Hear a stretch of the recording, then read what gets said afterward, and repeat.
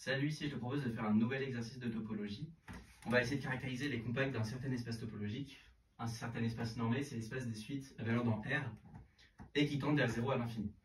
Ça, c'est un sous-espace parce que la somme de suites convergentes, c'est une suite convergente et la limite, c'est la somme des limites. Et comme 0 plus 0, ça fait 0, on est bien. Voilà, donc c'est un espace de dimension infinie. Les compacts en dimension finie, c'est juste fermé borné. En dimension infinie, il y a souvent un truc en plus. Enfin, quand tu es compact, tu es forcément fermé borné. Ok, mais quand tu es en dimension infinie, tu dois souvent rajouter quelque chose en plus. Enfin, ça suffit jamais d'être fermé et borné pour être compact. Par exemple, on peut prendre la sphère unité dans un espace, avec un produit scalaire. Et ça va pas être compact.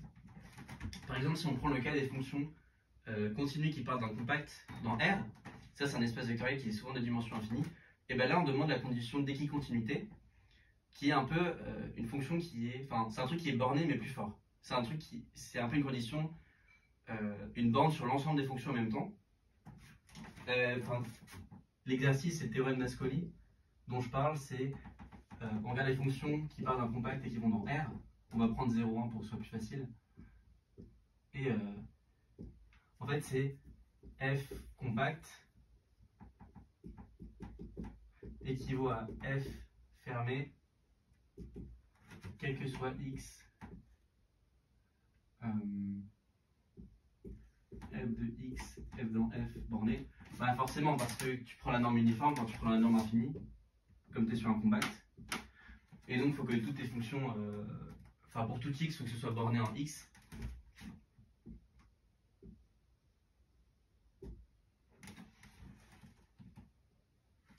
Et du coup, il y a la condition en plus,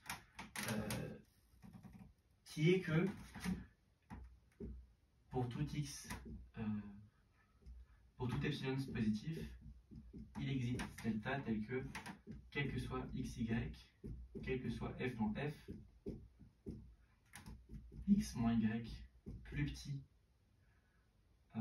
que delta implique f de x moins f de y plus petit qu'epsilon. Voilà. Donc ça c'est la condition si je fixe une fonction f, j'ai forcément ça qui est vérifié. D'après le théorème de Heine, ma fonction elle est continue, donc elle est uniformément continue parce qu'on est sur un compact. Mais là c'est une propriété qui tend à uniformaliser ça sur tout l'ensemble. Donc là c'est exactement le même phénomène qui va se passer. En fait, le fait que la fonction tende vers 0, que toutes les fonctions tendent vers 0, on va le uniformaliser pour tout le compact. Et donc, on va montrer que K compact équivaut à K borné,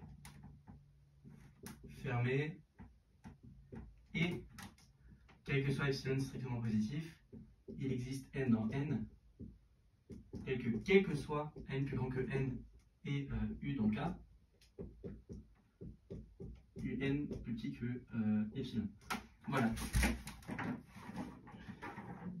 Donc il se passe exactement la même chose que dans le théorème d'Ascoli. On a une propriété qui est vérifiée pour toutes les fonctions, elles tendent vers 0, et on la rend uniforme sur tout le compact. Voilà. Bon, on va prouver le sens de l'implication. Si j'ai un compact qui est forcément borné et fermé, et mettons que par l'absurde, je fixe un epsilon strictement positif, et pour tout n, il existe une fonction, il existe un entier n et une fonction dans K.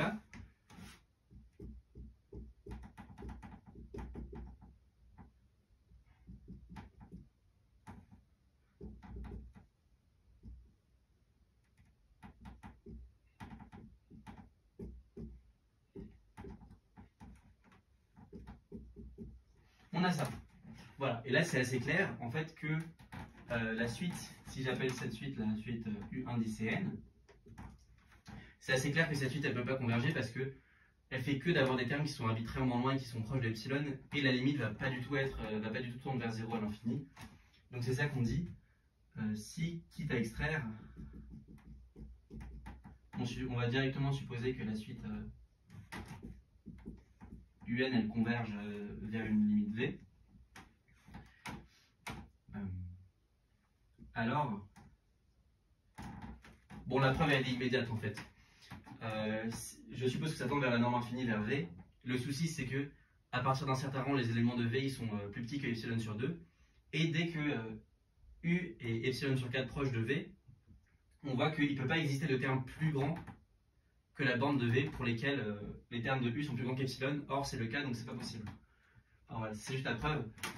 Enfin, il faut avoir un peu l'idée en tête que la suite UN, celle-là, là, elle vient avec un point qui est énorme à l'échelle de V et qui va de plus en plus loin, donc ça empêche le fait que V tende vers 0 à l'infini. Voilà, c'est juste de la rédaction automatique, il n'y a rien derrière, donc je la dis pas.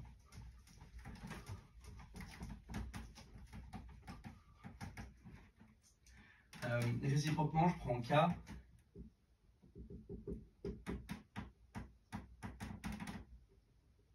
comme dans la condition étoile, qui est celle-là, et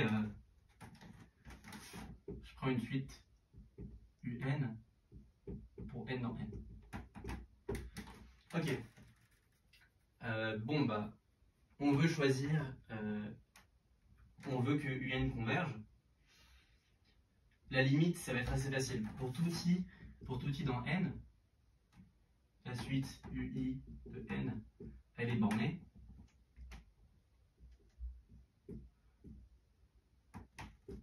Donc elle a donné une valeur d'adhérence.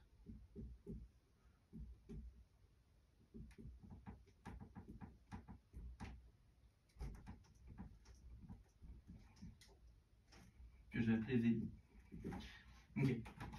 On va faire maintenant un processus d'extraction diagonale. Ça, on va le faire dans l'ordre, c'est-à-dire que je vais commencer à 0. Je veux dire qu'on va extraire. Je vais commencer à 0. Je veux dire que U0 de N c'est borné. Ça met une VA 0 selon à l'aide d'une extractrice phi. Okay. Et ensuite, on va recommencer la même chose, sauf qu'on va recommencer avec la suite U de phi de N. On dit que U de phi N de 1 cette fois, on va continuer d'extraire à chaque fois. Je vais l'appeler phi 1. Enfin phi 0 du coup. Ça c'est encore borné, donc ça admet encore une valeur d'adhérence selon une nouvelle extractrice qui est phi 2, qui est phi 1 pardon, et on continue comme ça. Et par un procédé d'extraction diagonale, on a que si je pose psi de n qui est égal à phi 0 con phi 1 con phi n de n, qu'est-ce qui se passe ici? En fait, on sait que UI, enfin on sait que U phi 0 jusqu'à rond phi I de I ça converge. Ça tend vers VI. Okay, par définition de phi I. Du coup, le but, c'est que, enfin, le but de cette extractrice, c'est de dire qu'on a une convergence pour tout I, et par ce procédé d'extraction diagonale, on va dire que, en fait, pour tout I, U de psi de n de I, ça tend vers VI. En fait, ça, c'est juste le fait que psi de n, à partir d'un certain rang, à partir du rang où n est plus grand que I, ça devient une sous-suite de la suite phi 0 jusqu'à phi I de n. C'est une sous-suite parce qu'on a juste rajouté des extractrices après phi I. Ok. Donc on a fait en sorte que ça converge vers VI pour la norme infinie. Maintenant, il faut qu'on montre que VI tend bien vers 0. Et c'est ça qui ne marchait pas quand on n'avait pas l'hypothèse ici, l'hypothèse d'uniforme convergence vers 0. Et en fait, cette hypothèse montre directement que VI tend vers 0. Parce que je prends un epsilon strictement positif, je prends un grand N comme ici, et par passage à la limite, le grand N il va marcher pour VI. Pour tout N plus grand que le grand N, j'ai que ça c'est plus petit que epsilon en norme, et par passage à la limite, j'ai que VI est plus petit que epsilon en norme. Moralité, la suite V elle tend vers 0. J'ai montré que je pouvais extraire de toute suite de mon compact K, enfin de mon ensemble K, une valeur d'adhérence, et ça conclut.